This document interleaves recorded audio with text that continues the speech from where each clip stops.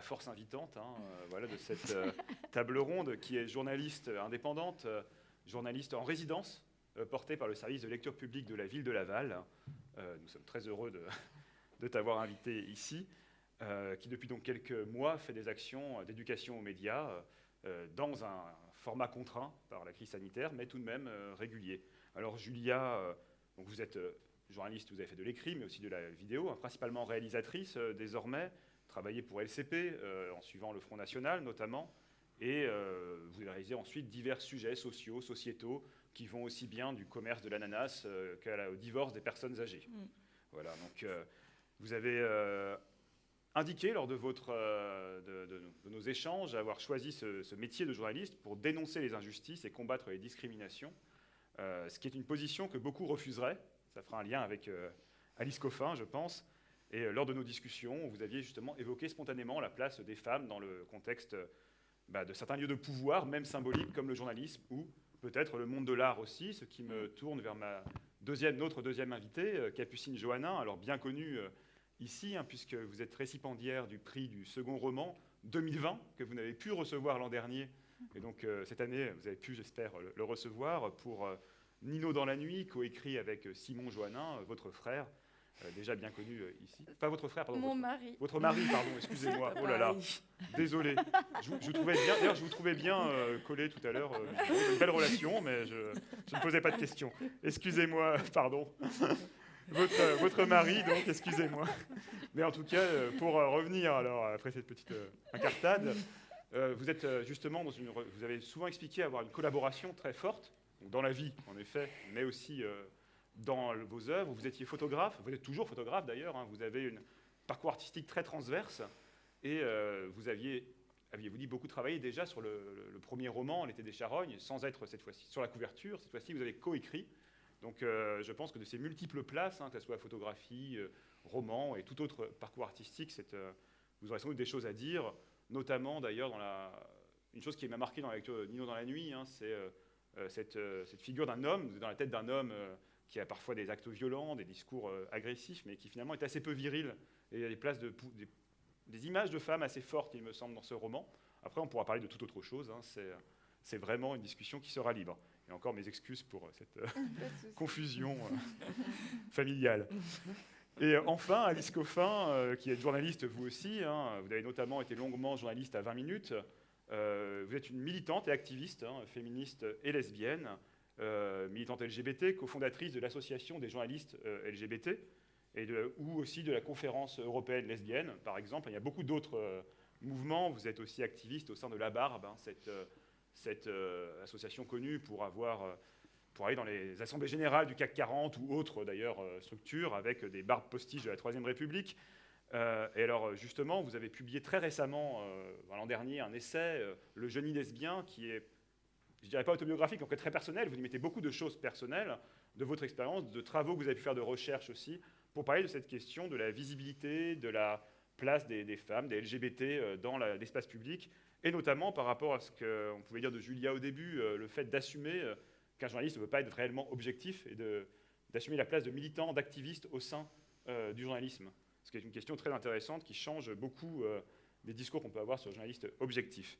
Et donc, ce sera, je pense, un lien assez fort aussi, comment assumer sa place. Par transparence, indiquons aussi que vous êtes depuis un an maintenant sur un autre rôle qui ne remplace pas les autres, d'élu au Conseil de Paris sur les listes écologistes. Voilà, ce n'est pas, a priori, ça ne remplace pas le fait d'être militante ou d'être journaliste, tout ça s'accumule. Donc pour lancer ce débat, je me tourne vers Julia, comme je disais, co-force invitante, je vous rassure, voilà, ne portez pas seul la charge.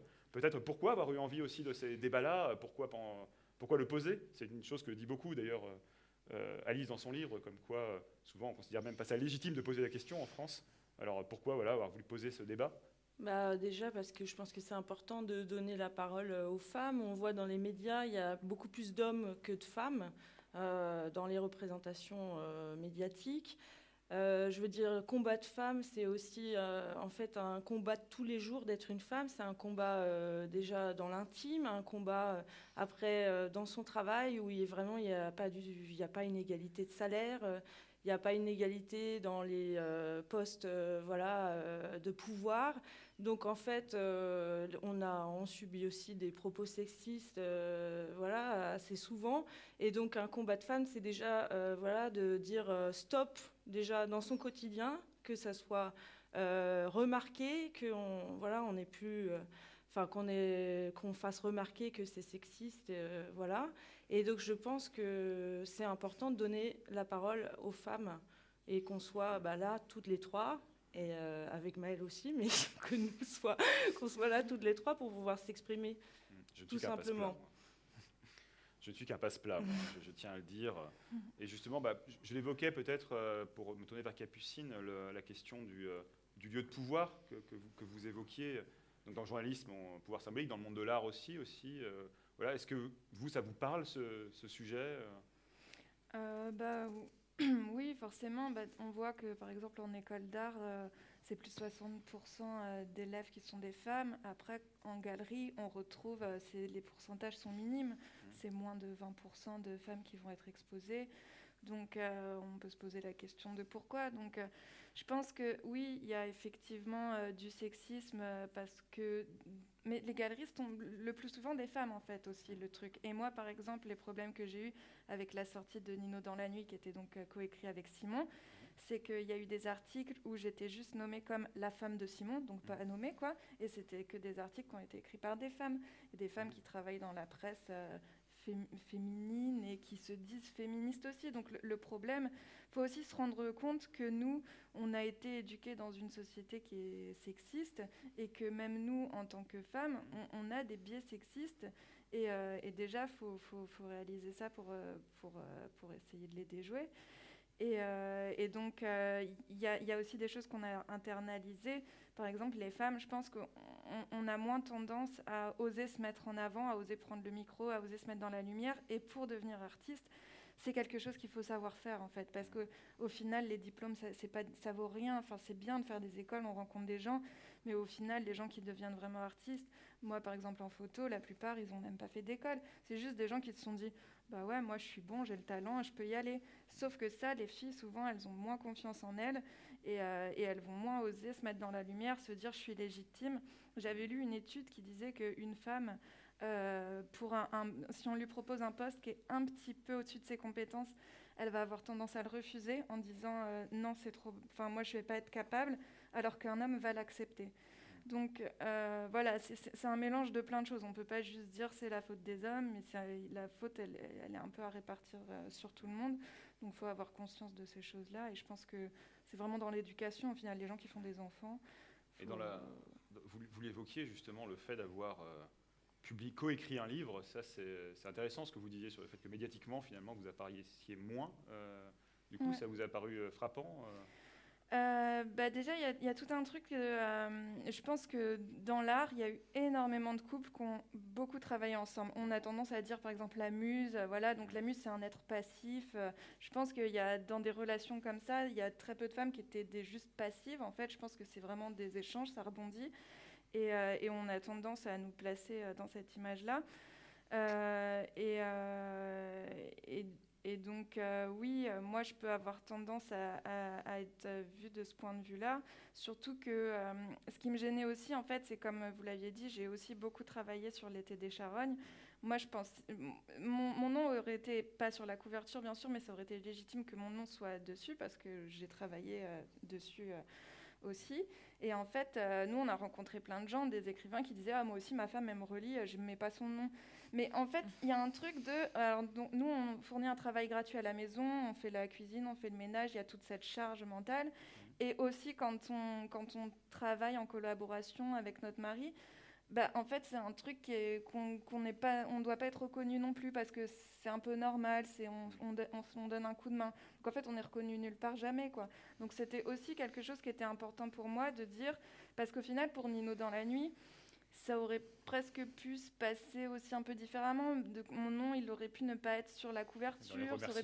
Moi, pour moi, c'était important de dire non, c'est comme ça qu'il faut que ça doit être fait. C'est important. C'est important aussi de montrer l'exemple et de montrer que voilà, faut prendre la place aussi, quoi. Ça, c'est extrêmement intéressant, parce que c'est une question que je voulais vous poser sur l'apparition du nom. Et alors, je pense que ce que vous avez dit de risque, d'évoquer des choses à Alice Coffin sur ce que vous évoquiez, notamment du journaliste, des femmes qui vont écrire dans un livre, dans un magazine féminin, se disant féministes, vont effacer la place de la femme. Voilà, c'est des choses que vous avez vues parfois ou dénoncées. Enfin voilà, je pense que ces deux discours ont déjà dû vous évoquer quelques petites choses. Alors je vous laisse simplement les dire, parce que c'est pas à moi. Non, mais c'est passionnant dans la démarche aussi que vous mettez en place, du coup, qui est une démarche aussi de résistance à partir d'un constat. Et évidemment, c'est tout à fait... c'est rigoureusement exact sur l'invisibilisation quand elle n'est pas totale, et pas seulement en matière artistique, ça va dans les matières scientifiques aussi, d'effacement des femmes qui ont trouvé tel ou tel vaccin, tel ou tel... Enfin, c'est absolument permanent. Mais ce que je trouve intéressant, c'est que ça, c'est un diagnostic posé pour des siècles et des siècles. Mais c'est les stratégies, justement, qu'on peut mettre en place, qui sont, que moi j'assimile à des stratégies militantes, en fait, vraiment, et des stratégies politiques, finalement, pour lutter contre un état de fait. Qu'est-ce qu'on peut faire par rapport à ça? Quant à la question... oui, que ça passe aussi, que les sexismes infusent à ce point toutes les structures et toutes les personnes dans la société. Évidemment, moi je suis toujours très surprise, parce qu'on me reproche beaucoup dans le génie lesbien de dire les hommes, et de me dire, et on me dit, mais tous les hommes ne sont pas comme ça, tous les hommes ne sont pas sexistes. Et moi ça me fait beaucoup rigoler, parce que je fais, bravo, vous êtes vraiment des champions alors, parce que moi qui passe mes journées depuis des années et des années à me documenter, à écrire, à essayer de questionner des pratiques pour en donner des pratiques féministes, même en ayant ce mode de vie, je reste moi-même infusée par des biais sexistes, parce que c'est tellement prégnant partout. Et je vais pas. Et donc, moi, je suis capable de le reconnaître, mais alors on va me dire, ah non, moi, mais pas du tout, pas du tout. Donc, ce qui me semble vraiment une absence, et je pense que c'est vraiment toujours le premier stade, en fait, de la possibilité de combat de femmes ou de combat de manière générale, c'est une certaine lucidité qui passe par une visibilisation des choses, par déjà les faire admettre, les faire reconnaître. On n'en est même pas dans des combats de femmes à réfléchir. Moi, on me dit souvent, mais quoi, vous allez sortir les armes, Non, mais on n'en est pas là du tout, là. On en est à juste essayer de faire admettre la situation et de faire en sorte qu'elle ne soit pas niée. Et c'est vraiment pour moi ce combat-là qui est là en ce moment, qui caractérise en fait un enjeu très contemporain, quand on voit les collages qui peuvent s'afficher sur les murs, les témoignages sur les réseaux sociaux de MeToo, mais tous les autres aussi qui ont suivi, c'est de la visibilisation, c'est juste l'acter. Et quand on voit en face la résistance, c'est exactement une volonté de nier, c'est-à-dire soit effacer ces collages sur les murs, ou soit des réseaux sociaux comme Twitter qui disent, quand des militantes posent la question « Comment fait-on pour que les hommes cessent de violer ?», qui interdit littéralement et symboliquement, c'est très fort, ce type de tweet en disant « Ah non, ça, vous ne pouvez pas dire ça, ça généralise trop », et on l'efface. Donc il y a d'un côté la volonté de, et c'est ce qu'on fait avec, vous avez cité la barbe, nous c'est vraiment ça, c'est juste de la mise en visibilité, de dire il y a des assemblées d'hommes qui se réunissent partout, tout le temps, entre hommes, mais on n'en a même pas conscience de ce que veut faire en arrivant avec ses barbes postiches, c'est de le rendre visible. Et ça, je crois que c'est une étape fondamentale de combat, justement. Oui, les assemblées non mixtes, en quelque sorte. Oui, pour parler d'une actualité, parce que... Mais effectivement, d'ailleurs, ça me fait rire, c'est la réunion des non-mixités, parce que c'est pour faire un lien avec les médias. Donc, il y a eu cette discussion en cours sur les réunions en non-mixité. Et alors, moi, le meilleur exemple que j'ai vu de la fourberie et l'hypocrisie de cette discussion, France Inter fait un article sur ces réunions en non-mixité en disant « Où en sont les positionnements à gauche ? Qui pense quoi ?» Eh bien, pour cet article sur les réunions en non-mixité, ils ont interrogé qui sur 10 personnes? Ils ont interrogé 7 hommes blancs. C'est-à-dire qu'alors qu'on parle précisément de questions, de réunions justement qui visent à l'antiracisme, eh bien, qui est-ce qu'on interroge? À qui on donne la parole médiatique? Et pour moi, ça résume tout, et ça résume... Et bon, j'en vois beaucoup de force d'ailleurs, parce que je trouve que ce qui se passe là, et bon, ça arrive un peu, mais est très préoccupant. Il y a beaucoup de force à toutes les associations. C'était dans votre livre, vous l'indiquiez d'ailleurs, c'était assez... à 20 minutes, on vous appelle la personne qui va compter les nombres d'hommes, compter les nombres de personnes dans la salle, etc. Donc ça, le nombre d'homosexuels, le nombre de noirs, enfin voilà, comme si c'était un reproche qui vous était envoyé, comme si c'était, voilà, le stigmate était renvoyé. Ça, m'a beaucoup marqué dans le livre. Mais on est obligé de le faire, en fait, parce que la majorité des temps de parole, la majorité des postes de pouvoir, c'est des hommes qui les occupent. Et nous, en fait, pour occuper cette place, il faut se battre. Et c'est là où le combat de femmes, il a lieu tout le temps. Il a lieu, c'est pas que dans la représentativité dans les médias, c'est quand je vais en reportage. Je remarque par exemple dans des milieux qu'il n'y a que des hommes. Je le fais remarquer et je demande pourquoi. Et souvent, là, la dernière fois cette semaine, on m'a retorqué qu'on allait devoir bientôt faire une journée de l'homme. Et donc voilà, et en fait, c'est complètement nié ce qui se passe et il faut à chaque fois le dire, en fait, je pense. Et donc ça passe par, soit moi, dans les reportages, de toujours mettre des femmes, mais parfois c'est dur de les trouver. Il n'y en a pas forcément, donc ça, c'est compliqué. Et après aussi, de ne pas laisser dire certaines choses, de toujours le faire remarquer. Et ça, c'est un combat, en fait, parce que c'est tout le temps. Dans votre pratique aussi, j'imagine, comme journaliste auprès des rédactions, peut-être aussi que ça... je crois qu'on avait échangé, vous m'aviez dit... on m'a dit, ce sujet-là, il est intéressant, mais c'est pas pour toi, parce que tu vas être trop investi, ou trop je sais pas quoi, parce que tu es une femme, ou parce que tu es une militante, d'ailleurs, lesbienne, ou pour d'autres raisons, dans le monde de l'art. Je sais pas, c'est des choses qui sont déjà... Dans les reportages magazines à la télévision, en gros, il y a certains sujets qui sont pour les hommes, qui sont... En gros, les hommes, des sujets un peu burnés, on va dire, et donc la femme, elle ne peut pas le faire. Et donc moi, dans les milieux de boîtes de production, là, c'est vraiment hyper macho. Déjà, il n'y a que des hommes, en gros, qui sont rédacteurs en chef. Il y a dans certaines boîtes, il n'y a même pas de femmes.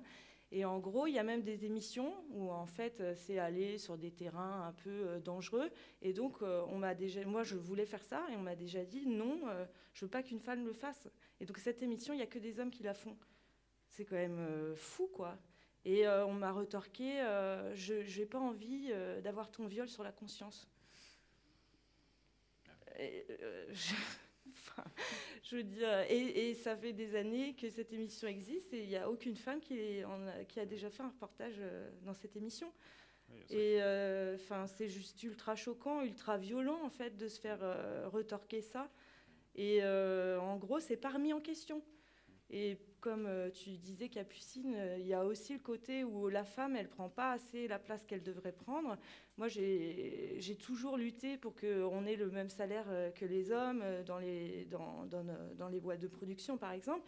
Et j'avais beaucoup de copines, femmes, jeunes, qui, en gros, demandaient moins dès le départ. Et que je poussais, je disais, mais attends, mais demande plus, il ne faut pas se sous-estimer.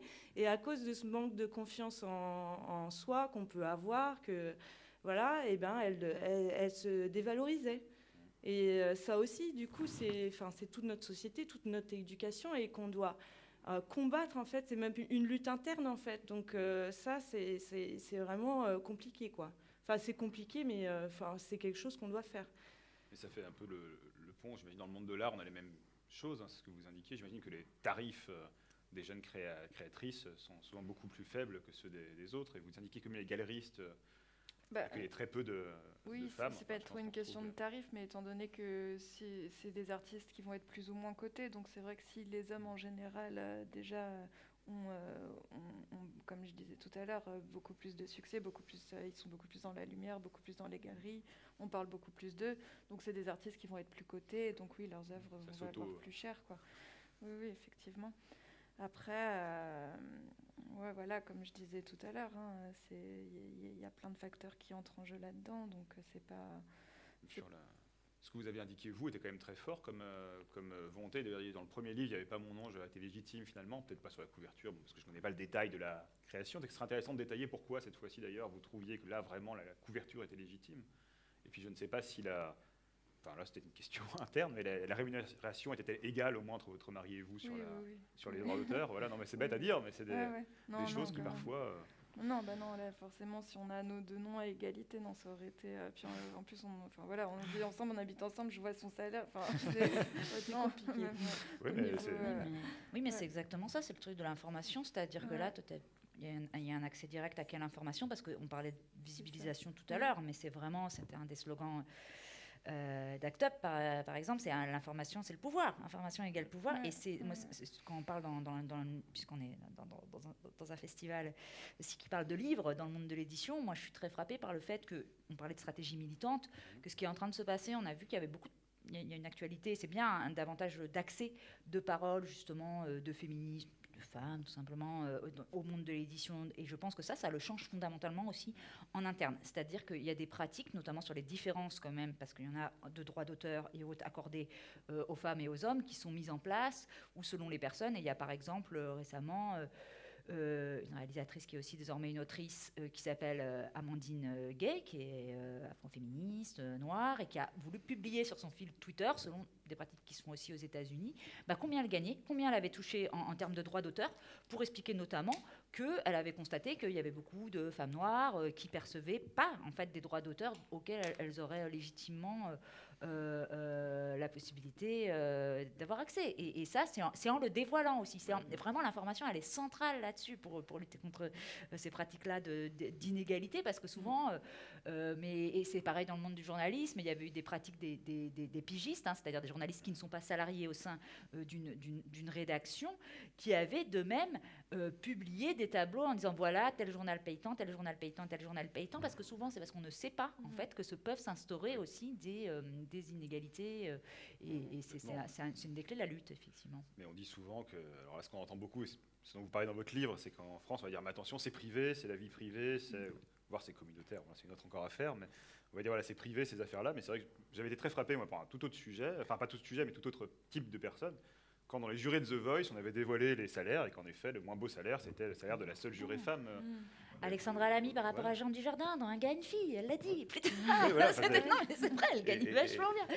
Mais les histoires de privé, moi je trouve que les structures, quel que soit le domaine, c'est très juste, c'est-à-dire, et aussi pour l'argent, de dire oh non, tel domaine, ça c'est du domaine du privé, on n'en parle pas, et que ça soit pour n'importe quoi. En général, il y a des intérêts derrière, c'est-à-dire qui a intérêt à délimiter une frontière. Une frontière, c'est toujours un territoire, de dire ça appartient à la sphère du privé, ça appartient à la sphère du public. Quand on trace des frontières, en général, c'est pour se garder un certain territoire, et il y a des intérêts derrière. Voilà, c'est pareil, quoi. Et de faire sortir ça, c'est un des slogans féministes les plus connus, c'est le privé, le personnel et politique. Il faut vraiment aller faire sortir certaines données pour...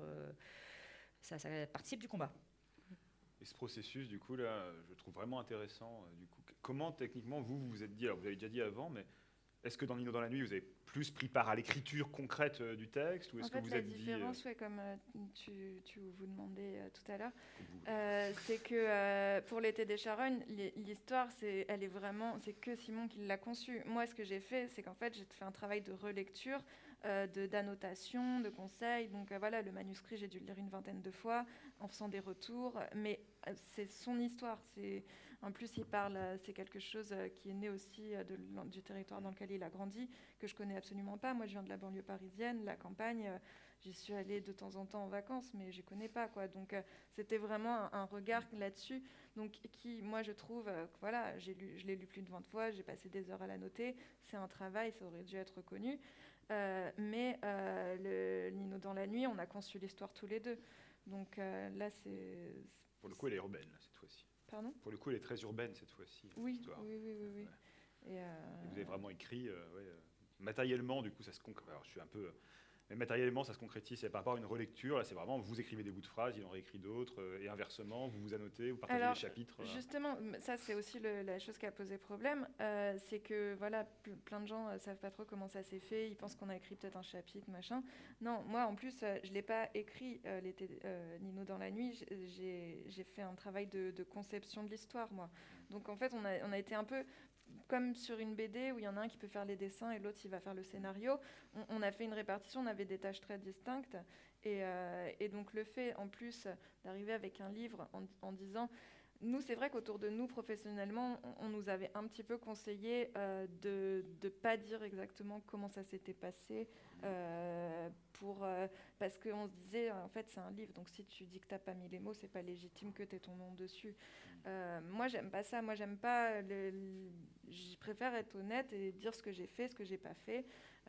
C'est pas pour ça que je trouvais que ma place n'était pas légitime, c'est pas pour ça que j'ai pas travaillé et construit cette histoire et que ce livre il n'existerait pas sans moi.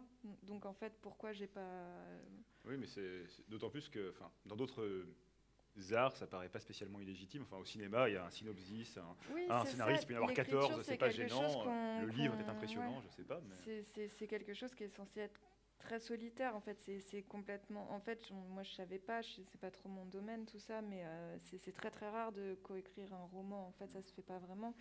Et donc c'est vrai que c'est... Mais après, il y a plein de métiers où c'est artistique, que ce soit la chanson, le cinéma, la photographie. Il y a énormément de couples Inès et Voodoo, enfin, il y a beaucoup de couples qui travaillent ensemble. C'est vrai que l'écriture, c'est quelque chose où on a moins l'habitude. Et comme sur le premier livre, il n'y avait que le nom de Simon, et que là, moi, j'apparaissais un peu comme une fleur sur le truc, en disant que j'avais pas écrit. C'est vrai que la place, elle pouvait sembler un peu moins légitime pour certains. C'est très exemplifiant de plein de choses quand même. Je trouve ce témoignage vraiment très, très marquant. Alors, j'ai raconté une anecdote qui me rappelle un autre type de chose. Le livre « Moi les hommes, je les déteste » de Pauline Armand, dont vous avez sans doute entendu parler, qui avait été édité par une petite structure monstrographe, dirigée par un couple. Et c'était clairement eux deux, Martin Page et Colline Pierret. Et on s'est retrouvés dans la presse avec un livre pourtant très féministe, justement, qui était de la maison édition de Martin Page. Oui, j'ai vu Et plus de Colline ça. Pierret. Ce qui est quand même assez incroyable en termes de réécriture de l'histoire, justement. Donc, à croire que oui, le regard délégitime finalement pour quelque chose qui est pourtant sur la couverture, qui est pourtant écrit en gros. Voilà. Mais je me demandais, du coup, Capucine, ça a été dur pour toi de te faire reconnaître et d'avoir ton nom ou À ce niveau-là, c'est pas dur dans le sens où voilà, c'était notre choix à Simon et à moi. L'éditeur, il pouvait pas empêcher ça, et de toute façon, c'était pas du tout sa volonté.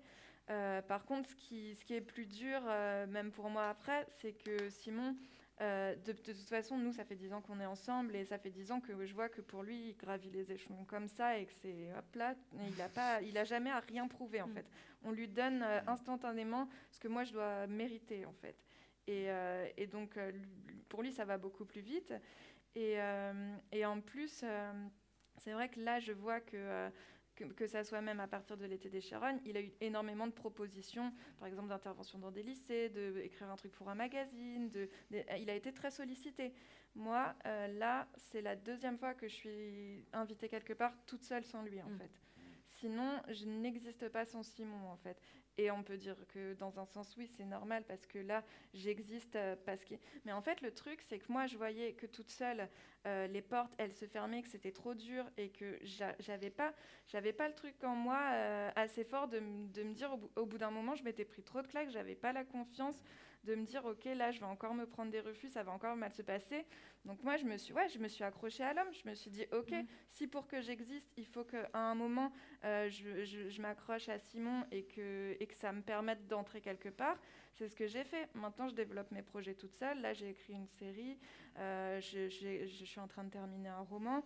Maintenant, c'est bon, je peux exister toute seule. Mais franchement, heureusement pour moi que je suis pas lesbienne ou en couple avec un mec, parce qu'en fait, je sais pas comment j'aurais fait. Parce que là, si j'avais pas eu Simon pour me faire entrer à une place où aujourd'hui, voilà, je vois que la boîte de production avec qui je travaille pour la série, c'est des gens avec qui tout le monde a envie de travailler. S'ils travaillent avec moi, c'est parce que j'ai un certain talent. Le truc, c'est qu'en fait, ce truc-là, j'aurais jamais sans doute pu faire tout ça aujourd'hui si j'avais pas pu. Il n'avait que regarder ce talent, il fallait une porte d'entrée. Ouais. C'est super important de témoigner comme ça, je trouve, parce que c'est très concret. Voilà comment ça se passe voilà, en ce moment dans une société, en fait, c'est réel. On y perd tous parce qu'en fait, voilà, plein de... C'est important d'avoir des regards différents sur le monde. Et en fait, là, on regarde le monde quasiment qu'à travers les yeux d'un mec blanc, hétéro. Et c'est bien d'avoir leur regard aussi. Mais on a besoin des autres aussi. Et ouais, moi je me dis, ouais, c'est dommage, quoi. On aurait tellement de meilleurs films à voir, de meilleurs. Enfin, il y en aurait plus, quoi. Moi, des fois, je galère à trouver des trucs à regarder. Et en fait, ouais, si on avait tous nos chances. Non, c'est vrai que c'est extrême. Alors, moi, j'avais un peu peur justement, du lien entre l'auteur de romans et les journalistes, mais alors là, ma foi, le témoignage est plus que convaincant. C'est vraiment. Je ne sais pas si ça vous inspire des choses particulières ou s'il faut que je relance une nouvelle question, mais Non, mais ouais, moi c'est plus, je veux dire, ça c'est un constat en fait, de se dire, voilà, où on en est, c'est grave en fait, parce que quand on se dit qu'on en est là, il y a encore quand même beaucoup de choses à changer. Et d'ailleurs, quand on parlait du fait de nier, ou alors de nous faire peur, ou nous faire des réflexions pour nous faire taire, enfin voilà, c'est qu'il y a un problème. Même, voilà, enfin, moi, le travail que fait Alice Coffin, je trouve ça hyper important. Et je sais que tu as été menacée. Enfin, ça veut dire que ça dérange. Ça veut dire que c'est ouais, important. Mais voilà, c'est quand même fou, quoi, que ça attire autant de haine. C'est parce qu'on touche à un problème où il y a une domination qui veut rester à sa place, quoi. Qui est pourtant pas si menacé, mais qui se sent très menacé. Ouais, non, les mécanismes en face sont extrêmement puissants. C'est-à-dire que là, on parlait de Pauline Armange, enfin, il s'est quand même trouvé quelqu'un au ministère de l'égalité femmes-hommes pour essayer de faire interdire son livre. C'est-à-dire que c'est vraiment des mécanismes d'interdiction, ouais. J'en parlais tout à l'heure, de censure, d'invisibilisation, qui passent par beaucoup de biais, qui peuvent passer par... moi, je travaille beaucoup sur la question de l'accès aux médias, donc qui est très importante. On parlait à l'instant de quelles invitations dans quel festival, vraiment quel accès à la parole publique, à la parole médiatique. Et c'est très important de l'étudier aussi, parce que sinon, ça peut être... On n'est que des impressions, mais c'est réel, le verrouillage est total, et dur, et vraiment très compliqué à surmonter pour parvenir à faire accéder d'autres paroles, d'autres regards, d'autres voix. Et c'est vraiment... bon, ce qui est intéressant, c'est vraiment les mécanismes qui peuvent se développer et qui peuvent être divers. Moi, je crois beaucoup aux méthodes activistes sur le sujet, mais il y en a d'autres aussi. Mais c'est vrai qu'on est dans quelque chose qui résiste, quoi, qui résiste très, très fortement. C'est vraiment... et là, mais c'est très intéressant de passer par le biais de... Je regardais aussi, parce que par le biais du couple aussi, de qu'est-ce que ça veut dire, la création, qu'est-ce que ça nous enseigne là-dessus, et comment c'est perçu après. Et je pense qu'il y a des pratiques aussi individuelles à reformer. C'est-à-dire que moi, je sais que je me suis posé les mêmes questions aussi par rapport à ma compagne, à Sylvia Casalino, et de mettre, je me dis, la dédicace, je ne vais pas juste mettre à Sylvia Casalino, je veux mettre à et grâce à Sylvia Casalino, et que c'est des choses comme ça, de dire où est-ce qu'on va... quel phénomène de création, on sait que c'est là, on sait très bien la Renaissance, qu'on ne fait pas ça que dans une histoire amoureuse, et son lien avec la création, bien sûr que oui, c'est important, bien sûr que ça compte, et comment on le prend en compte, ça, dans une sphère publique. Moi, je trouve ça absolument passionnant de mettre ça sur la table, avec des problématiques complexes, qui ne sont pas... Mais c'est... Et puis de poser comme ça, en effet, autant on peut comprendre que vous soyez invité à deux pour un roman à deux, mais dans ces cas-là, c'est étrange que Simon puisse être invité tout seul. Oui. Et pas vous. Enfin, ouais, c'est là, ça devient vraiment... Oui, pour très... Nino, ouais, c'est clair qu'on est invités toujours tous les deux, mais c'est vrai que c'est pas comme si il en avait 30% de plus que moi d'invitation ou quoi. C'est que vraiment, moi, là, ça fait 2-3 ans que le livre est sorti. 2020. C'est la deuxième fois que je fais un truc toute seule. C'est quand même énorme, quoi. Alors que bon, voilà... mais je pense que c'est ce que tu disais aussi tout à l'heure, Alice, quand tu disais le savoir c'est le pouvoir, c'est qu'il y a tout un truc aussi avec la vérité. En fait, comme tu disais aussi, les gens, tant qu'on n'arrivera pas à se voir tel qu'on est, à se dire que nous aussi on a des biais, à se dire qu'il y a un problème là-dessus, on ne pourra pas changer les choses. Sauf que les gens qui sont au pouvoir en ce moment, qui sont donc plutôt des hommes, dire... ok, si je suis là, c'est parce que la société, elle est quand même injuste et que moi, je suis au sommet de la pyramide. Et donc, en fait, si je suis en haut, c'est pas parce que je suis le meilleur, c'est juste parce qu'il y a plein de paramètres qui font que ça m'a favorisé. Faut se rendre compte que la plupart, qu'énormément d'hommes, et surtout les hommes de pouvoir, c'est des gens qui sont mégalomanes. Donc, être capable de se dire, en fait... Si je suis à ma place, c'est pas parce que je suis le meilleur. C'est un discours qu'on entend beaucoup, que les gens qui n'y arrivent pas dans la vie, c'est dans Nino, c'est beaucoup ça aussi, c'est des ratés. On a envie de se dire qu'il y a une justice dans les choses, que les gens qui sont en bas de l'échelle, que les gens qui sont à la rue, que les gens qui n'y arrivent pas, ils le méritent d'une certaine façon, qui ne sont pas assez forts, qui n'ont pas réussi. Et nous, si on s'en est sortis, c'est parce qu'on est meilleur, c'est parce qu'on est plus fort, c'est parce qu'on a su faire quelque chose que les autres n'ont pas su. Et ça, c'est quelque chose qu'on aime quand même tous à penser. Et il faut se dire que ces gens-là, bien sûr qu'ils vont jamais dire, enfin cette génération, il faut juste attendre qu'elle meure en fait. Enfin, non mais c'est vrai en fait, on a envie parce qu'on est à nos petites échelles d'existence humaine qui sont quand même pas si longues, de vouloir que les choses elles changent comme ça. Non, ces gens-là, ils vont rester au pouvoir jusqu'à ce qu'ils meurent et c'est les générations d'après sur lesquelles il faut se concentrer pour qu'elles changent les choses. Nous, quand on fait des interventions au lycée, franchement, moi, je vois, la jeunesse, elle est belle et elle va être de plus en plus belle. Et quand je vois, moi, ça fait un peu plus de 10 ans que j'étais au lycée, mais il y a un changement mais énorme. Les choses, elles bougent vraiment. Donc, je pense qu'il ne faut pas trop se concentrer sur les adultes. Les gens, on ne les changera pas. Peu de gens changent, en fait, dans la vie. Donc, ils vont rester comme ça, et puis ils vont mourir. Et puis, il faut se concentrer sur la jeunesse, je trouve. Il y a une question là-dedans, dans ce que vous évoquez, qui est une chose évoquée dans l'idéalisme d'ailleurs, et je pense que ça parlera pas mal à Julia sur la question, on va dire, oui, mais c'est la compétence qui compte. On ne va pas compter le sexe, le handicap, la couleur, c'est la compétence. Alors ça, j'imagine que vous l'avez pas mal entendu, Julia aussi, cette question-là. On va vous refuser quelque chose parce que oui, mais quelqu'un est plus qualifié que... Ouais, alors c'était pas vraiment dans ce sens-là, mais c'est la même chose. C'est que j'ai vu beaucoup d'hommes en poste, voilà, qui étaient moins bons que plein de femmes et qui occupaient l'espace, quoi. Ils occupaient l'espace et puis, en gros, ils se vendaient mieux. Voilà, et du coup, ils accédaient aux postes d'importance beaucoup plus que des femmes qui étaient très compétentes, mais qui ouvraient un peu moins leur gueule, en fait. Mais j'ai pas eu, moi, sur la compétence, à part voilà, sur les zones dangereuses, mais on m'a jamais dit ça. Ouais. C'est quand même une certaine chose de renvoi. Oui. Mais c'est le terme utilisé, effectivement. Parce que moi, oui, effectivement, dans le livre, je décortique en fait un discours d'Emmanuel Macron, qui dit, quand il est en campagne, Macron, pour être président, il dit non, mais on l'interroge sur qui il va choisir comme Premier ministre, ou Première ministre. Et il dit, je choisirais... en fonction de la compétence. J'aimerais bien que ce soit une femme, mais de toute façon, choisir en fonction de la compétence. Là, on en est à 2 premiers ministres, 2 hommes qu'il a choisis. Ça veut dire que sous la Ve République, on en est à 23 premiers ministres, 22 hommes.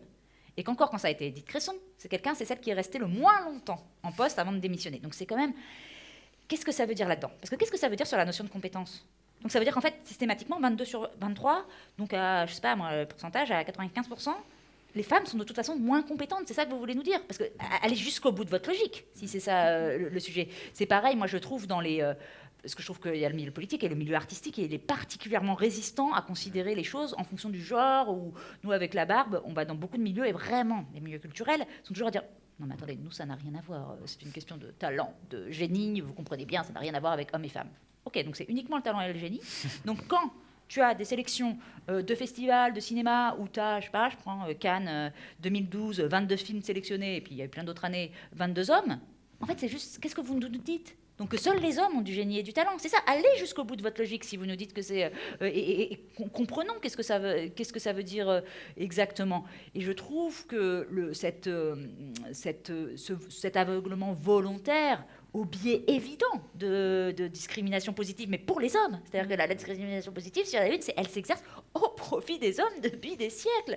Et qu'on vienne toute la force de ce système sexiste-là, c'est qu'on vient au contraire le pointer pour toutes celles qui sont dominées, en leur disant « Oui, mais vous êtes sûr que vous avez envie d'accéder à ce poste uniquement parce que vous êtes une femme? Ce serait quand même un peu dommage. C'est compliqué de mettre en place des quotas. » Mais c'est une plaisanterie. Ça fait des siècles qu'ils mettent en place des quotas d'hommes qui ne sont là. Et parfois, c'était même juridique. C'est-à-dire qu'il y a eu beaucoup de postes qui, avant, juridiquement, légalement, des écoles, des autres, qui n'étaient accessibles qu'aux hommes. C'est-à-dire qu'ils étaient interdits. Donc, c'est une plaisanterie de venir maintenant dire même « Ouais, mais c'est pas tout à fait à votre honneur d'être là, on va pas mettre de quotas, on va pas mettre de... » Qu'est-ce qu'on peut faire face à... Effectivement, il y a la question du temps, je pense, effectivement, qui peut jouer. Et puis, il y a des actions quand même aussi un peu proactives là-dessus, parce que c'est au bénéfice des hommes que c'est... On voit aussi la résistance qu'il y a, que vous décrivez, mais qui avait été décrite par vous trois, finalement. Mais je me souviens du discours, là, c'est Aïssa Maïga, je crois, au César. C'est pas que sur la question des femmes, là, sur la question des femmes noires. Et elle a été accusée de racisme, on va l'accuser d'avoir compté, justement. Alors, Julia, vous disiez, compter, c'est nécessaire, justement, donc c'est quand même quelque chose. Voilà, quand on est une journaliste pas forcément une star du journalisme, je veux dire, voilà, journaliste très, très active, avec un vrai métier, etc., mais pas une star de télé, je veux dire, voilà, qui est sur les plateaux d'habitude. C'est pas souvent, je pense, qu'on vous met directement sur un plateau. Non. Voilà. Je me serais peut-être pas mise en avant, pareil. Bah oui, mais c'est important de C'est ça forcer, qu'il justement. faut lutter aussi en soi, c'est pas simple, quoi. Mais d'ailleurs, c'est un truc qui avait été vu quand on a fait les plateaux à lecture en tête. Ça a été relevé par les organisatrices qui ont eu raison. On a eu un journaliste à résidence avant qui était Jean-Baptiste Mallet, donc un homme très bien par ailleurs, hein, pas de problème. Et il s'est aussitôt placé comme invité débattant. Julia s'est placée comme modératrice des débats. Et il a fallu qu'on la force à ne pas être modératrice. Ça, c'est quand même quelque chose, je ne sais pas si ça t'a... Ça me met à l'aise. Oui, bah, mais après, Désolé c'est bien de le faire. Et puis, l'aise. j'avais envie d'être avec d'autres femmes pour parler de ça. Et puis, qu'on ait la parole, quoi. Qu'on ait juste la parole, qu'on puisse en discuter. Mais le problème, c'est dès qu'on en discute, en fait, voilà, on vient dire, c'est encore... c'est des femmes qui parlent entre elles, ça va être, oui, c'est beaucoup des Parisiennes. Moi, j'ai beaucoup ça quand je pars en reportage sur le terrain.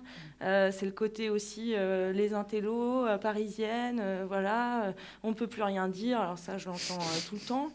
Mais c'est vrai que je ne sais plus ce que j'allais dire. Mais Non, mais c'est vrai, c'est intéressant. Et sur la façon dont il faut des processus de légitimation, et de validation de ces stratégies-là. Et par exemple, de compter, là, comme tu disais, moi, je trouve ça très intéressant que finalement, je l'ai vécu en tant que journaliste, effectivement, pendant des années.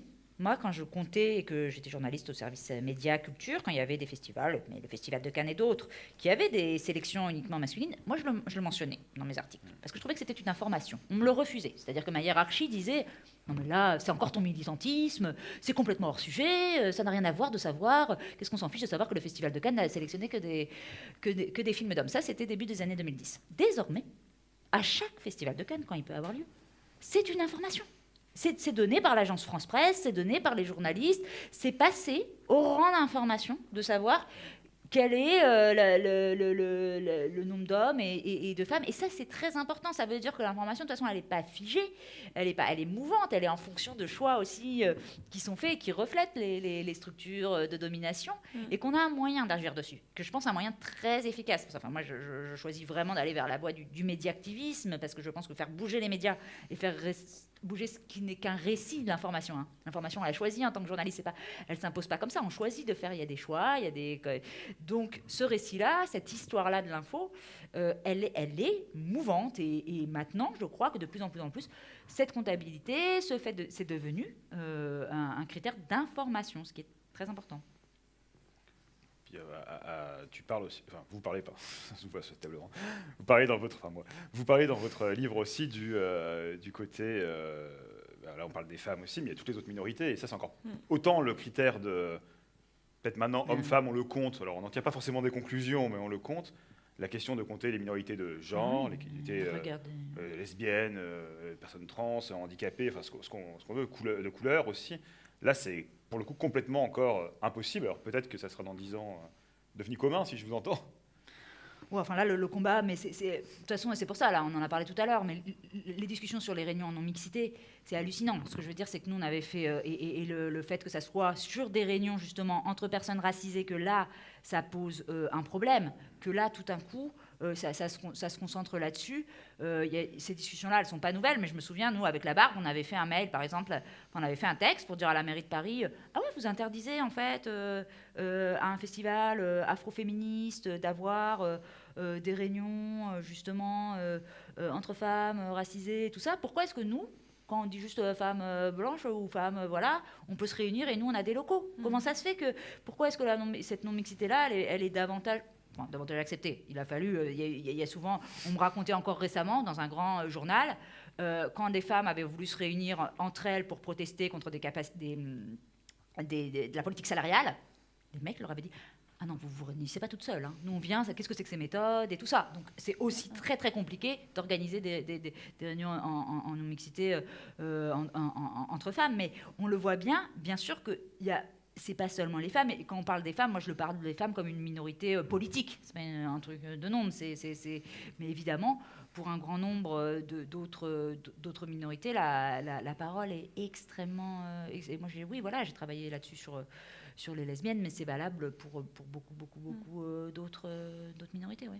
Et c'est là, en tant que média, en tant que journaliste individuel, où on a une responsabilité, en fait, quand on fait des reportages, de mettre en avant, en gros, des minorités dans ce que, en gros, les médias disent comme la norme. Enfin, c'est-à-dire d'imposer, en fait, des choix et de proposer, au moins, parce que parfois, malheureusement, c'est refusé, mais au moins, voilà, c'est un peu du militantisme, hein, c'est de proposer à chaque fois une vision, en fait, différente de la société qui veulent hétéro-blanche pour voilà, raconter des histoires à chaque fois. Et cette question du militantisme, on ne vous la renvoie pas trop parce que c'est quelque chose qui est souvent, c'est beaucoup dit dans le livre, mais ça marche aussi dans le monde de l'art. Hein. Je suis artiste, je suis pas militant. Il ne s'agit pas de faire de la chanson engagée nécessairement, hein, mais voilà, on ne va pas se positionner parce que comme on doit être un artiste, on doit être dans un monde éthéré où il n'y a pas de, dans un monde de gauche, dans un monde voilà, où il n'y a pas d'inégalité. On est artiste, on ne peut pas se positionner. On est journaliste, on doit être objectif. Ces questions de militantisme. Même si vous n'êtes pas le point levé nécessairement, on ne vous la renvoie pas on vous l'a pas renvoyé quand vous l'avez posé. Est-ce que vous avez réussi à le verbaliser auprès de vos interlocuteurs? Oui, moi à chaque fois je proposais différentes, voilà, des formes de famille différentes, homosexuels, des noirs, des arabes, pour voilà présenter, pour le mettre dans mon reportage. Et après, oui, on est taxé à chaque fois. Voilà, on nous renvoie dans une case. De toute façon, toi, soit tu la ramènes trop, soit tu es trop féministe, tu es militante, et puis ça vient en gros nous faire nous taire en fait. Mais j'ai pas eu... Enfin, après, je continuais quand même à parler et à essayer de le faire, mais c'est pas forcément accepté encore. Cette question de la militance, comme vous parliez, alors... Vous n'êtes peut-être pas militante, surtout que vous ne vous voyez même pas comme militante si ça se trouve, mais ce que vous disiez tout à l'heure est très militant, moi je trouve. Alors est-ce qu'on ne vous l'a pas renvoyé dans la figure, ça justement? Quand vous disiez je veux être sur la couverture, je veux avoir 30%. Disons que la dernière fois, pour un dossier, on devait retrouver des articles de presse, faire un tas d'articles. Et du coup, Simon, qui s'en est occupé, il m'a fait remarquer que dans quasiment tout, comme c'est un sujet qui est à la mode en même temps en ce moment, le féminisme, et ben dans tous les articles, on mettait mes phrases en gros qui disaient, tous ces trucs qui mettaient... qui parlait du fait que j'avais été mise de côté ou que c'était plus compliqué pour moi. Donc au final, c'est un truc qui... en vrai, il y a aussi un côté marketing aussi maintenant là-dedans. Donc en fait, on me le reproche pas. Ça joue, c'est vendeur, c'est un peu cool, quoi. Ça a ajouté un truc au packaging. Enfin, je voyais que pour certains, même pour notre éditeur, ça pouvait coincer au début de se dire ils vont sortir le truc à 2, c'est bizarre. Et moi tout de suite je me suis dit mais les gens ils comprennent pas que ça va être un plus en fait. Ils comprennent pas que c'est en fait ils sont jeunes, c'est la nouvelle génération, c'est cool, qu'est-ce qu'ils font, ils sont tous les deux. Des fois on a l'impression que y a les schémas d'avant c'est ce qu'il faut faire parce que c'est comme ça que ça a toujours été fait. Mais en fait les gens ils sont hyper ouverts à la nouveauté, à la fraîcheur, ils trouvent ça cool. Et je sais plus ce que c'était déjà la question. Non, mais si on lui a reproché, visiblement pas. Mais non, on me le reproche pas. Après, j'ai pas non plus envie de me faire enfermer là-dedans. Oui, je suis féministe.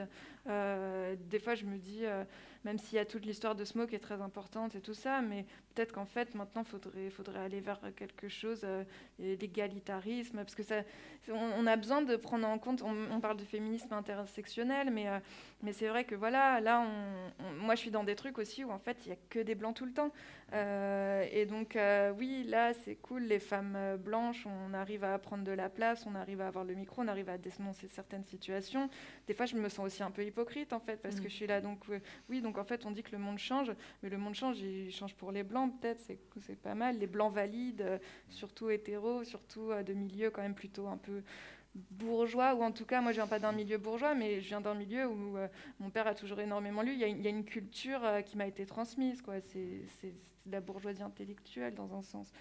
Donc, oui. Mais ça, c'est très important. C'est une chose que vous évoquez beaucoup dans votre livre. Ça, sur les trucs non mixtes, ça m'évoquait sur Twitter. On a vu récemment ressortir une interview de Laura Adler qui expliquait très bien les choses sur la non-mixité et personne ne disait rien. Et après, bizarrement, dès que c'était des Noirs ou des Arabes qui le disaient, alors là, il y avait scandale. Et ça, bon, pour le coup, je pense qu'on est encore un peu loin de pouvoir le résoudre en France tout de suite. Mais ça commence quand même. Parce qu'on parlait d'Assamaïga tout à l'heure. Enfin, je sais pas, Non, mais évidemment, c'est la vraiment, façon dont sont traitées des personnalités, dont a été traité effectivement Issa Maïga, dont est traité Rokhaya Diallo, dont sont traités, c'est terrible. C'est des mécanismes très connus. Donc, moi, que j'ai vécu sur d'autres. Quand, avec la barre, pendant des années, on a dénoncé la façon dont le festival de bande dessinée d'Angoulême favorisait, avec des chiffres terribles sur qui il favorisait. Le jour où Johanne Sarr, et tant mieux, elle l'a dit. Et ben là, ça a été repris partout. Et c'est terrible parce que ça veut dire qu'il faut que ça soit la personne, soit justement une blanche dans le cas de Laura Adler, ou un homme qui est précisément la sorte de combat le disent pour que ça soit légitimé. Mais ça, c'est des questionnements absolument permanents qu'il convient d'avoir et de vraiment. Faut pas. Et sur le militantisme, c'est vrai que moi, je trouve ça très compliqué parce que ça m'est toujours été reproché. C'est-à-dire, quand j'étais journaliste, on me disait t'es pas journaliste, t'es militante. Maintenant que je suis élue, c'est t'es pas élue, t'es une activiste. Donc il y a toujours, mais je pense que ça fait partie juste de stratégie d'essayer de verrouiller un champ et d'en exclure certains et certaines. Et donc en disant il faut avoir telle présentation, telle qualification, telle méthode, tel discours, tel gestuel, même tel corps. Enfin, ça fait partie des verrouillages de l'entre-soi. C'est vraiment ça, c'est une manière de disqualifier l'autre. Et quand on creuse un peu, c'est complètement absurde. C'est vraiment l'utilisation de termes. J'espère bien qu'en tant que journaliste ou politique, vous êtes là pour vouloir changer la société, ou alors vous avez renoncé à vos activités ou quoi. Et une militante, c'est juste ça. Donc je vois pas pourquoi ça serait tout d'un coup, vous viendrez me dire c'est grave d'être encore heureux. Vous êtes là pour ça, j'espère, quoi.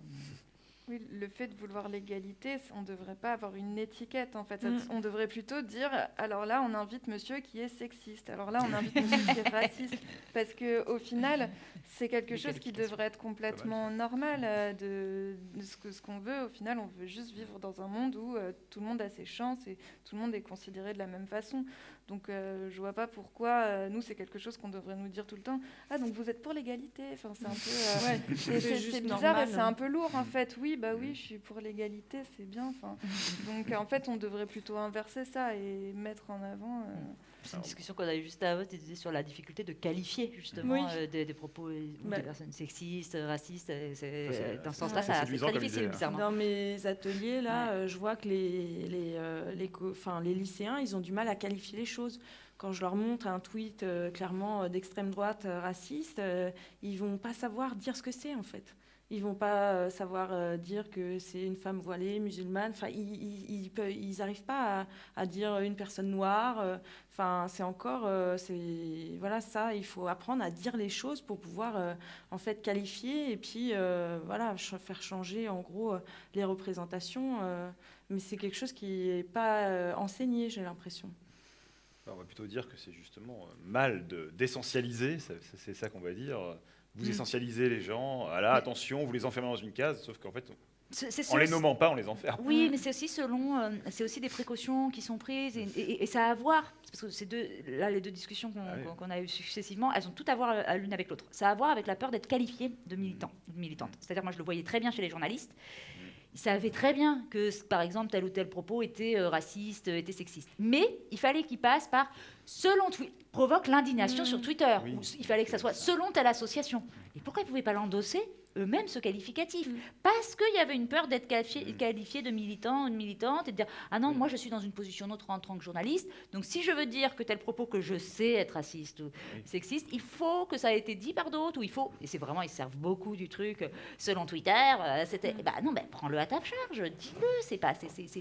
Il y a tout un travail aussi à faire, d'être capable d'endosser certains propos et de désigner, et que c'est important aussi, quoi. Alors, juste, je ne sais pas si c'est maintenant qu'on prend les questions, si on a encore 5 minutes, ou s'il y a des questions. Maëlle, tu as encore un quart d'heure, c'est jusqu'à 12h15, donc on peut revenir vers vous vers 12h05. Parfait, ok. Donc on a encore 10 minutes en réalité. Bon, alors, du coup, j'ai fait une petite pause, mais beaucoup de choses se disent. Alors, je ne sais pas s'il y a quelque chose qui vous vient en tête à rebondir, ou si vous voulez que je fasse une relance quelconque. Quelqu'un... Voilà. Disons qu'à chaque fois, j'ai l'impression qu'on revient toujours au même point. C'est que la première étape, c'est de réussir à se dire qu'on est incapable d'être neutre et qu'on est...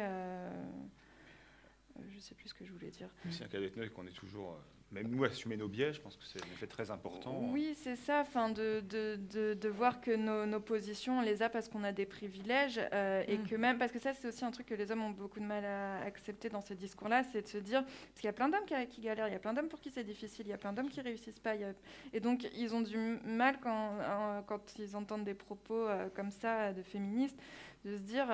mais qu'est-ce qu'elle raconte? Moi aussi, ma vie, elle est difficile. Ou alors des gens qui, quand on entend des fois des personnes, comment on dit, racisées, qui vont dénoncer certaines situations, on va dire ouais, mais moi aussi, je galère, moi aussi, c'est dur, machin. Mais les expériences de l'un ne doivent pas effacer les expériences des autres. Et puis, il y a de multiples biais. De toute façon, un homme peut être aussi pauvre, peut être racisé. Enfin, voilà, c'est vrai que c'est... Mais il faut d'abord, c'est vrai, pour pouvoir se placer, reconnaître son privilège. Complètement. Il faut reconnaître, nous, on peut là parler aujourd'hui parce qu'on est blanche. Enfin, quand on a fait, on a des boulots aussi reconnus par la société, on a fait des études. Voilà, il faut partir de ce postulat-là après pour dire à chaque fois qu'on parle et qu'on propose des idées, c'est de partir de notre postulat qui est, d'abord, là, je peux parler parce que je suis blanche. Et c'est vrai que les hommes, sur ça, ils ont vraiment du mal à se remettre en question. Ouais. J'ai pas mal de gens autour de moi qui ne reconnaissent pas qu'ils sont privilégiés parce que c'est des hommes, alors que toute la société est faite pour qu'ils réussissent. Après, en plus, c'est vrai que la question, c'est la façon, moi, ce qui m'intéresse toujours beaucoup, c'est comment ce truc-là, qui est un rapport simple de domination très facile, enfin du b.a.-ba de structure, quand on occupe certaines positions, quand on a eu un certain vécu et tout ça, voilà, c'est beaucoup plus simple. Mais ce qui est terrible, c'est que je trouve que par ailleurs, tout ça, en fait, c'est venu, c'est légitimé. C'est comme si c'était par cette histoire de la neutralité qui moi m'intéresse beaucoup, et notamment en journalisme, parce que c'est, bon, pour expliquer un peu, parce que c'est pas forcément, il y a vraiment très concrètement, par exemple, comment ça se passe, l'histoire de l'utilisation de la neutralité ou de la notion d'objectivité dans une rédaction de journaliste, c'est de dire à certains ou certaines: ah non, tu ne peux pas faire ce sujet-là parce que tu es biaisé. Donc, par exemple, moi, j'étais explicitement militante féministe et lesbienne à la rédaction de 20 minutes, mais ça aurait été pareil ailleurs. Et on me disait: ah non, mais tu comprends, tu ne peux pas parler du mariage pour tous. C'était au moment des discussions en 2012-2013 parce que tu es lesbienne, donc tu vas avoir un biais. Donc, tous les sujets, on m'a dit: tu ne traites plus de sujets, ils disaient comme ça, liés au féminisme, aux droits des femmes ou à l'homosexualité parce que tu as un biais. Donc, qu'est-ce que ça veut dire? Mais qui n'a pas un biais? Qui n'a pas un vécu qui va évidemment peser sur la façon dont il ou elle voit le monde? Et comment il y en aurait qui... Alors, ils ont des super pouvoirs qui font que... Ah non, moi, je suis capable de voir la réalité. Vraiment. Bien sûr que non. Nous avons toutes une façon de percevoir, et tant mieux. Enfin, je veux dire, une réalité, la réalité de manière différente.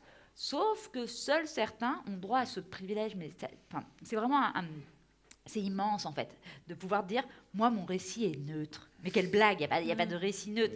Et que certains, justement, arrivent, en fait, et on dit souvent à l'association des journalistes LGBT, l'objectivité, c'est la subjectivité des dominants, en fait. Ce qui est qualifié d'objectif, c'est ce qui... Il y a certains dont la subjectivité... Tous et toutes dans une subjectivité. Mais certains arrivent à faire passer leur subjectivité pour une objectivité. Oui, c'est la norme que décrit. Mais bien sûr, et c'est la construction de la norme. Et ça, c'est dur, il faut tout le temps aller vraiment remettre en question ça. Dans votre livre, justement, c'est intéressant parce qu'il y a le côté comparaison internationale quand même, et, notamment américaine, mais pas que, enfin pas que États-Unis d'ailleurs, Amérique latine aussi, enfin il y a d'autres, voilà.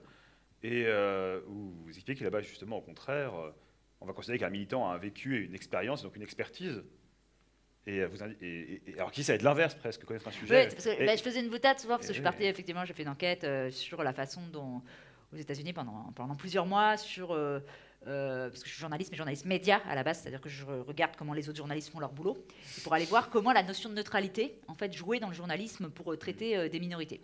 Et je faisais exprès de partir auprès des journalistes et des activistes que j'interrogeais d'un exemple un peu tiré en disant: bon, en gros, moi, en France, en tant que journaliste lesbienne, on m'interdira de traiter de toute question liée aux lesbiennes parce que je suis biaisée, alors qu'aux États-Unis, seule une lesbienne aura le droit dans les deux. Bon, c'est un peu tiré dans les deux cas, mais c'est vrai qu'il y a davantage de questionnements là-dessus. Ils sont très forts. ils sont puissants aux États-Unis sur et qui a atteint aussi les rédactions en termes de remise en cause. On le voit, par exemple, le New York Times a fait s'est interrogé, par exemple, à étudier ces nécrologies. La façon dont qui mourait en fait, parce qu'il y a une blague que fait une chercheuse lesbienne justement, Nelly Kemner, qui dit par exemple, je pense que les lesbiennes sont immortelles en fait, parce qu'on n'en voit jamais dans les nécrologies, elles ne meurent pas. ça veut dire pourquoi, parce que d'abord souvent on ne voit pas de femmes, c'est-à-dire c'est ça que s'est rendu compte le New York Times, c'est que c'était principalement des hommes blancs qui étaient traités dans les nécrologies. Donc ça veut dire c'est terrible la distorsion du réel à laquelle ça aboutit. Et les journaux qui seraient censés rendre compte, comme ils peuvent, du réel, aboutissent au contraire à complètement tordre et à faire une réalité aussi. On lisait les pages de Nécro en fait en disant c'est un monde composé d'hommes blancs en fait. Ça m'évoque aussi une autre chose de votre livre et qui peut peut-être faire à mon avis écho avec ce que vous disiez notamment sur la relecture, sur le travail que vous avez pu faire sur d'autres choses, qui était que par contre on va vous consulter pour quand on écrit un article sur les lesbiennes, on va vous appeler pour vérifier des infos, ou alors Amandine Guerre, on va l'appeler pour vérifier. Donc voilà, on va écrire un livre, on va dire tu peux vérifier, corriger, voir si donner un aperçu féminin, je sais pas. Ouais. Et ça c'était très fort aussi. Ouais, bah c'est pour ça que c'est aberrant l'exemple que tu donnais tout à l'heure sur quand on parle du sujet de la non-mixité, il n'y a que des hommes blancs. C'est vrai que dans les endroits militants, il y a souvent ce truc où en fait on ne peut pas parler quand on n'est pas concerné, par exemple. Et bon, c'est sans doute extrême au début, mais en même temps, je pense que là, on en est à une étape où on en a besoin de ça aussi, de laisser les concernés s'exprimer sur ce qu'ils connaissent, quoi. Ça paraît quand même. Et puis, en journaliste, c'est dingue, parce que moi j'essaye toujours de revenir au fondement au b.a.-ba du journalisme. Bien sûr qu'il y a des règles, bien sûr il y a des méthodes qui sont pas mal à adopter, mais qui sont justement d'avoir le maximum de sources possibles, de parler à les gens, de vérifier l'info. Donc en théorie, normalement, dans cet apprentissage du journaliste, si vous êtes proche d'un sujet, si vous avez un bon carnet d'adresses, c'est-à-dire que moi, par exemple, en tant que lesbienne, que vous avez une très bonne connaissance des assos, du milieu, que ça fait des années que vous observez ce sujet, ça devrait être bien. Pourquoi tout d'un coup, sur ce sujet-là, ça ne devient pas bien? Et c'est effectivement l'exemple donné, c'est-à-dire que, ok, moi, on m'interdisait de le faire, mais ça défilait devant mon bureau pour me dire « Alice, t'aurais pas tel contact? Alice, t'en penses quoi si je le fais comme ça ?» Pas parce qu'ils savaient très bien, ils faisaient bien, mes collègues, de le faire, je veux dire, mais ils savaient très bien que moi, j'avais une expertise là-dessus, donc pourquoi ne pas la reconnaître? Je veux dire, c'est pas... Et ça veut pas dire que je vais pas, comme sur tout autre sujet, je crois que c'est même le contraire, c'est-à-dire qu'en journaliste, et j'en ai beaucoup parlé avec pas mal de journalistes aussi qui traitent des sujets qui les concernent, on va être d'autant plus attentif et attentive à vraiment relire 4 fois, revérifier tout, parce qu'on sait qu'on va pouvoir nous le reprocher. Donc au contraire, c'est plutôt une garantie d'un travail extrêmement minutieux. Ça doit peut-être vous parler un peu, j'imagine. Parce que on va demander de plus d'exigences sur les sujets qui vous concernent, et plus les relire, plus les vérifier, vous auto-censurer peut-être aussi. Non. Après, c'est quand on est journaliste, on fait attention à ce qu'on dit. Enfin, je veux dire, en fait, c'est le principe de notre boulot, quoi. Donc, et après, ce qu'on veut faire passer comme idée, ce qu'on défend, ça fait partie de nous, mais notre boulot, c'est pas ce qui fait partie de nous. Donc en fait, c'est deux choses différentes. Donc en fait, on peut traiter de sujets sur les femmes, on peut traiter de sujets, n'importe quel sujet, parce que de toute façon, notre boulot, c'est de vérifier et d'être au plus proche de la vérité et de laisser tout le monde parler. Donc, mais ce qui est fou là, dans ce que tu décris, c'est que c'est la domination. En gros, tu peux pas écrire, par exemple, sur les sujets qui te concernent, parce que, en gros, les dominants, ils veulent avoir un pouvoir, en fait, sur ce que tu écris. Ils veulent vérifier ce que tu dis. C'est ça qui est fou, quoi. Ouais, non, mais complètement. Et c'est vrai que pourtant, le truc, c'est juste d'appliquer les règles du journalisme, et ça m'a fait tellement sourire, parce que récemment, Valeurs Actuelles, qui est un journal qui prend vraiment, qui cogne, qui fait beaucoup d'ouvertures, notamment sur les féminismes, sur d'autres, ou des couvertures racistes, etc. Et qui vient dire justement tout le temps, donner des leçons, ça les a beaucoup intéressés, que attention, il y a une épidémie de journalistes féministes, c'est très dangereux, ça menace. Et eux, ils viennent de se faire en fait piéger par précisément un faux témoignage monté pour dire attention, il y a des cas terribles d'élèves au lycée qui ne veulent plus qui ne mettent pas de gel pour des raisons religieuses. Les musulmans, voilà, sont terribles. C'est horrible ce qui est en train de se passer. Ils ont publié l'article. sans même vérifier, juste parce qu'ils ont vu ce témoignage-là sur Twitter qui était complètement monté exprès pour les piéger, pour montrer que justement ils ne vérifient rien. Et ça illustre bien cette chose-là. C'est-à-dire que c'est pas le problème dans ton engagement. Le problème, c'est le b.a.-ba du journalisme, et que ce soit précisément Valeurs Actuelles qui viennent tout le temps désigner le fait que le militantisme gangrène tout et tout ça. Ben, les cocos, vous vérifiez l'info, faites votre boulot de base de journaliste. C'est ça l'important, c'est de faire le boulot de base de journaliste. Après, le reste, qu'on soit au contraire, qu'on soit concerné par un sujet, ça peut, enfin, c'est pas plus ou moins, mais ça ne pose pas un problème à partir du moment où on fait le boulot qui est, encore une fois, avoir le plus de sources possibles, les rappeler, les vérifier, etc. Surtout qu'ils ne suivent pas la logique jusqu'au bout, parce que du coup, si toi, tu peux pas faire des choses sur les lesbiennes, par contre, un mec hétéro, il peut faire des trucs sur... bien sûr. Mais c'est ce qu'on disait toujours, du coup, c'est la neutralité de... Ça ne s'applique que dans certains cas. Enfin, c'est absurde. C'est vrai que ce serait pas mal. On pourrait interdire à tous les mecs hétéros d'écrire sur les mecs hétéros, et du coup, il y aura du boulot, là. Alors, ils ne sont pas une catégorie, ils ne se prennent jamais. C'est justement le problème, c'est qu'il y a certains qui sont des catégories dans le monde et d'autres pas du tout. Alors là, on est arrivé au moment, normalement, il y a des questions du public, sinon je crois qu'il y a encore des réactions, donc on pourra continuer, mais est-ce qu'il y a des questions du public sur le chat? Oui, il y a des questions, et merci pour ce débat vraiment très, très, très enrichissant. C'est aussi des infos que j'ai par les chatteurs. Aude a une question pour vous, elle entend régulièrement, mais les choses avancent. Qu'est-ce que vous en pensez, mesdames, de cette phrase qui semblerait être un constat pour certains? Et si ce constat est avéré, craignez-vous ce qu'on appelle, et ce que Aude appelle, le retour de bâton? Le retour de bâton, ça pourrait être ce qu'on voit aux États-Unis, qu'ils appellent la cancel culture, là, où le côté où on dit on ne peut plus rien dire, dès que quelqu'un fait un petit dérapage, il y a quelque chose où après on... Mais ça, en même temps, je pense qu'on était dans un extrême. Il va peut-être falloir qu'on tombe pendant quelques années dans l'autre extrême pour après réussir à trouver l'équilibre entre les deux. Parce que c'est comme pour les quotas, en soi, c'est dommage qu'on en ait besoin, mais je pense que oui, il va y avoir une étape où ça va être nécessaire, et après on pourra se libérer de ce genre de choses. Mais le retour de bâton, de vivre dans un... Enfin, si ça marche, si la société devient plus égalitaire, je pense qu'il n'y aura pas de retour de bâton, c'est bien. Ouais, puis moi, je voudrais juste dire quand même que là, le débat qu'on a, on n'aurait pas pu l'avoir il y a 5 ans, il y a 6 ans. Enfin, en fait, là, la société en entier, pas que les militants, s'est emparée de ce sujet. Et c'est vrai que c'était pas le cas... il y a très peu de temps. Donc oui, ça change. Après, voilà, ça, dans les faits, chez les gens, dans les familles, le rôle de la femme, les tâches domestiques, ça change pas assez vite, quoi, c'est clair.